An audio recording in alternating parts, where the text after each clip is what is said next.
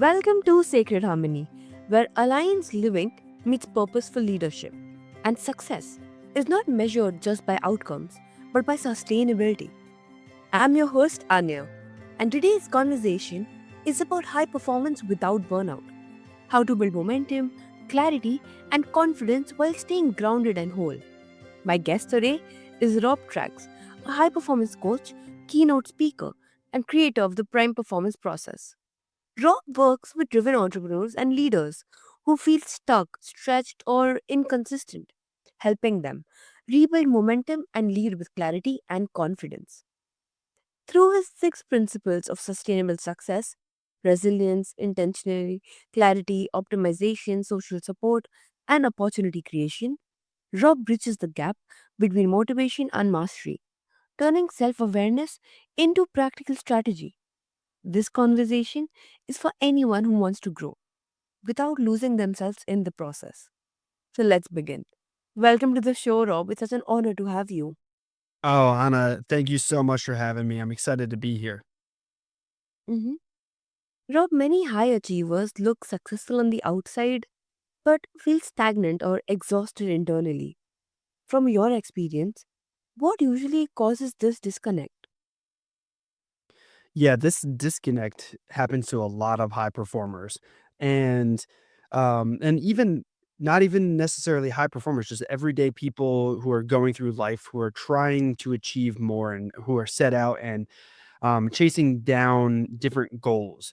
And from my experience, I see a lot of people getting burnt out and disconnected and failing to achieve those goals because they often set a lot of these goals or milestones or things that they're seeking and it's not necessarily aligned to themselves. I see a lot of people optimizing their lives, they're optimizing their schedules, their habits, and all these other things, but it's not necessarily aligned to who they're becoming as an individual.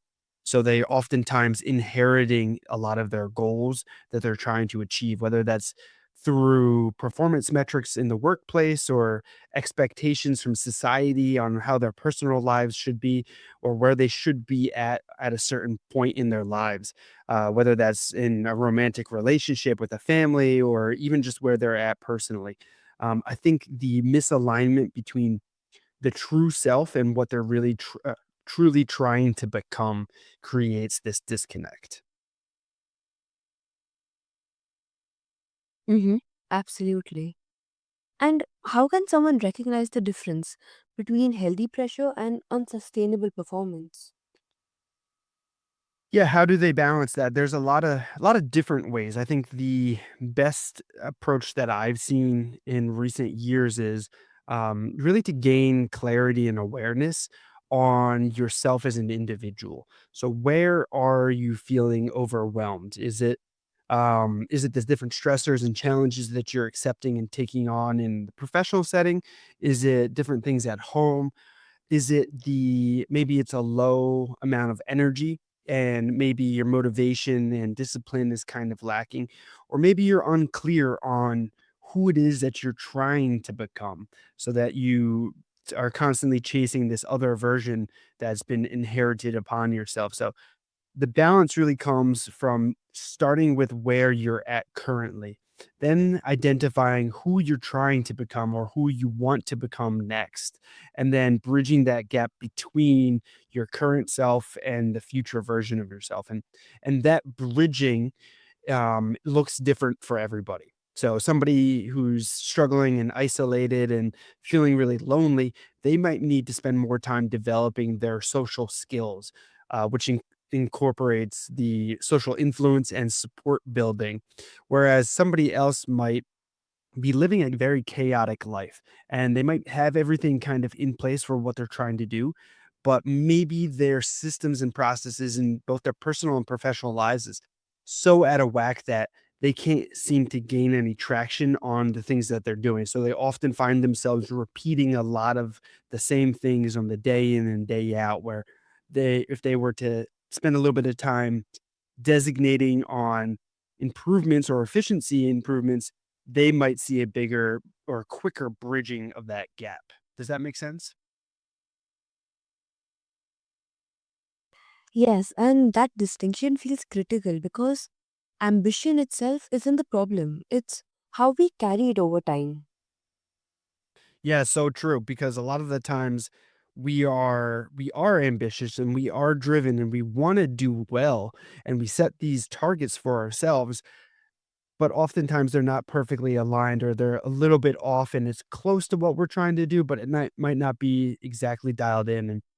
And if unless you have that clarity and you have that awareness, you end up spending twice the amount of effort to get like a half the amount of fulfillment. 100%. And you have developed the prime performance process. What does sustainable success really mean in a culture that celebrates hustle and constant output? Yeah, sustainable success is really predictable achievement, I guess you could say. So predictable success where you now follow the process. So to become a prime performer, I guess I should say, is being a prime performer, you follow the prime performance process. And that's all around that awareness again of, okay, let's check in on the different stressors and different challenges. How hard are we doing? Essentially, let's look at the outputs that we're creating.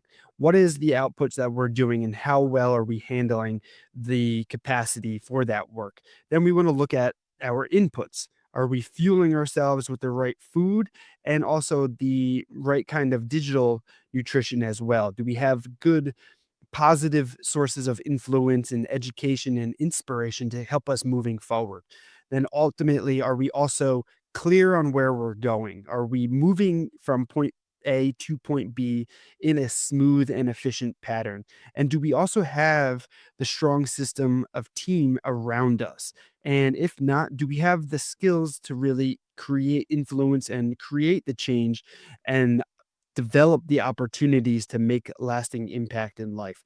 And the prime performance process really follows that whole method right there, where we review and check our outputs, we monitor our inputs, we're clear on where we're going, we're making sure that we're on the fastest, smoothest track to get to where we're going, and we have good people around us, and we create opportunity not only for ourselves but for other people as well.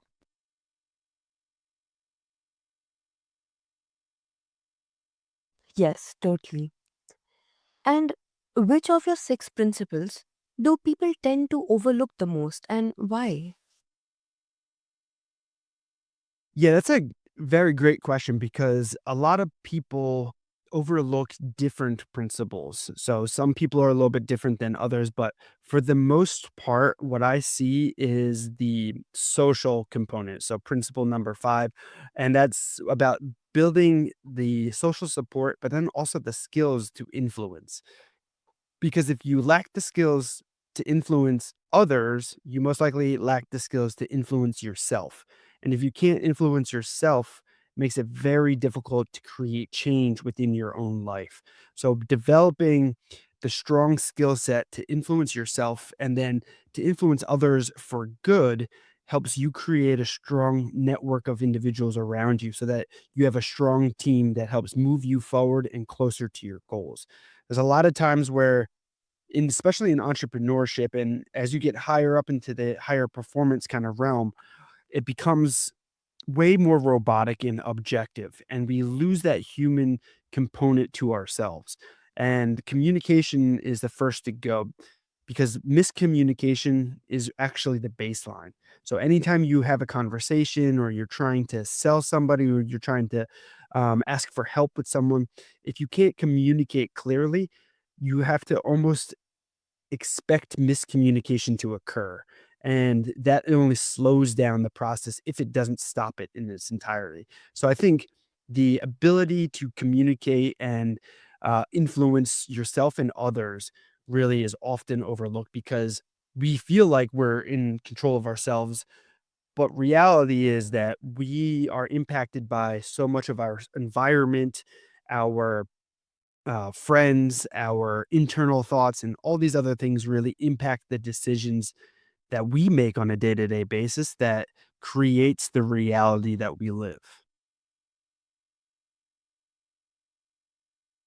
Yes, I love that framing because It shifts success from a sprint to a rhythm, which feels much more aligned with long term fulfillment.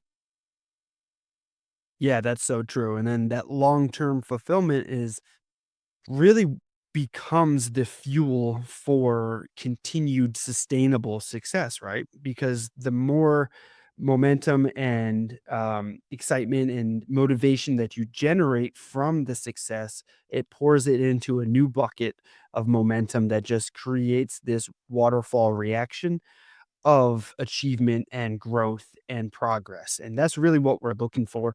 I think at the end of the day, it's mostly just moving forward. How do we find harmony in our life? How do we create the reality that we want to really enjoy living? I feel like a lot of us are living lives that were just kind of placed upon us. But at the end of the day, we have a lot of control over our lives and how we look at it on a positive or a negative outlook. Mm-hmm. Yes, 100%. And clarity is a recurring theme in your work. Why is the lack of clarity so draining, even for capable and motivated people? Great question there because we often, especially in today's hustle culture, we really reward and look up to success and speed as major metrics for performance. And speed is great because especially helping us get to where we're trying to go, but speed without direction, speed without clarity just becomes a distraction. And the faster that you work, if you're climbing this ladder, you're trying to get to the top and you're scaling rung after rung after rung, and you're climbing, climbing, climbing, getting higher and higher and higher, and you're going so fast, so fast. You get to the top, and it's going to be a whole lot of pain when you realize that you spend all this time, energy, and effort climbing all the way to the top of this ladder just to find that it's leaning against the wrong wall.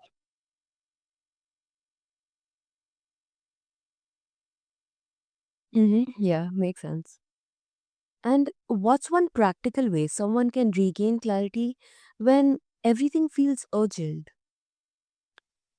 Yeah, the best way to regain clarity, or at least to slow down and kind of pay attention to what should be clear for you is to revisit the flag framework that I share about a lot with my work. And um, the flag is an acronym for foundational values, lifestyle alignment, aspirations, and growth opportunities. And if you can remember the acronym flag, all you got to ask yourself when you're making a decision to determine whether or not this is a good choice for future you is just go back to saying, hey, does this actually align with what really matters to me? Does this action or commitment or decision help me create the life that I'm trying to align with and live? And does this action, decision, or opportunity, does this move me closer to the goals that I really want to achieve on a personal level? And then finally, does this action, question, or opportunity give me room to grow into the person I'm trying to become? Because when you ask yourself, like, hey, does this really matter to me? Does this help me build the life that I'm trying to live? Does this get me to the achievements I'm trying to chase after? And does this allow me to grow into this next version of myself? If you can answer those four questions and they're all yeses, then you can bet that this is a good decision for you.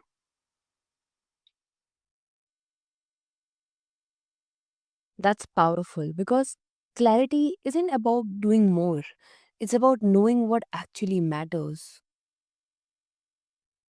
That's so true, and it's hard to discover what actually matters if you don't have some sort of a reflection process or tool or something that you can use to kind of reflect back on to align yourself for this.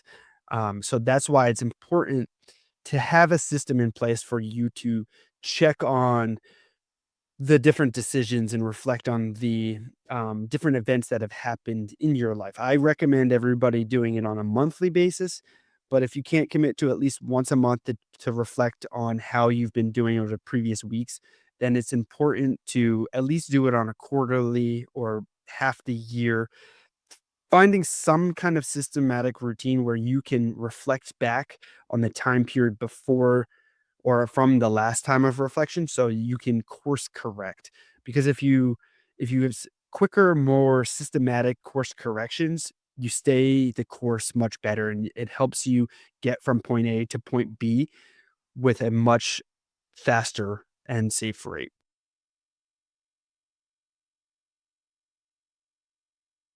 Mm-hmm. Yeah, that's amazing.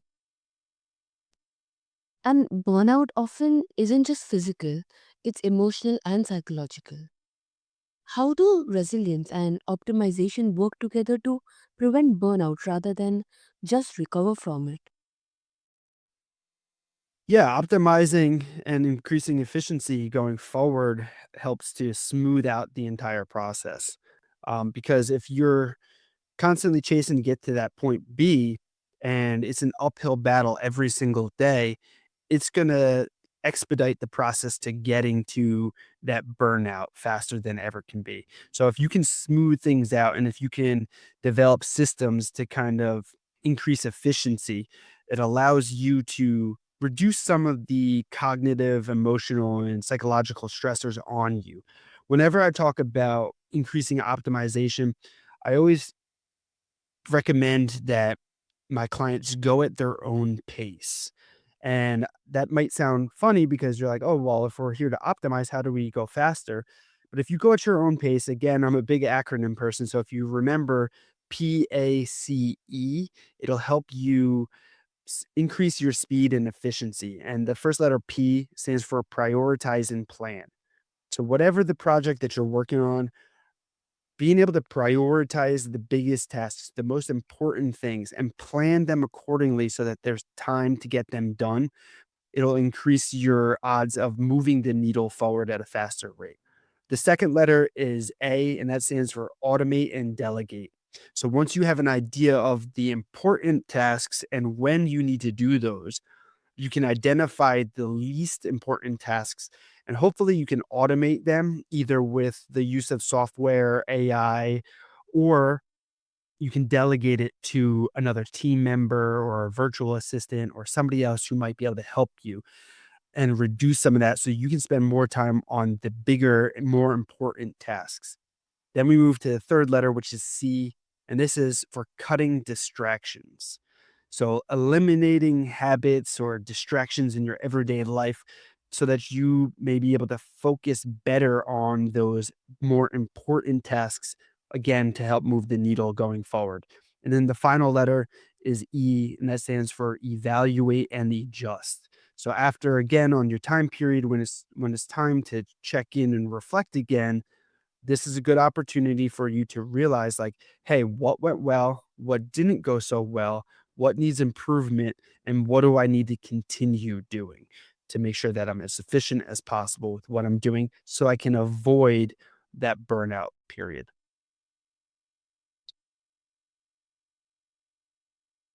Mm-hmm. That's great. And what small daily habits create the biggest compound effect for high performers? I think just the simple reflection. This is small, very easy thing to either reflect on the day behind us or to reflect on the day that we have ahead of us, or to reflect a little bit ahead to see what the week ahead of us is like. I think oftentimes in today's society, we are given a set of tasks that we have to accomplish by the end of the day, and we just truck along, going at it almost mindlessly in this groove or this flow state where we're almost not even awake. And we just chip away, chip away, chip away. And then when we're done with our tasks for the day, a lot of us go home and we sit on the couch watching TV and we are on our phone, on social media. And those are distractions that take us away from our conscious awareness. It really pulls us out and keeps us on this autopilot mode. But if we were to incorporate a bit more reflection, either in meditation or as journaling, or even just thinking ahead, looking at the schedule and visualizing the future, or even visualizing the past, that keeps us more grounded. And I think that is one of the most powerful tools that high performers are doing that others are not. Yeah, that feels incredibly grounding. Success built on consistency instead of self sacrifice.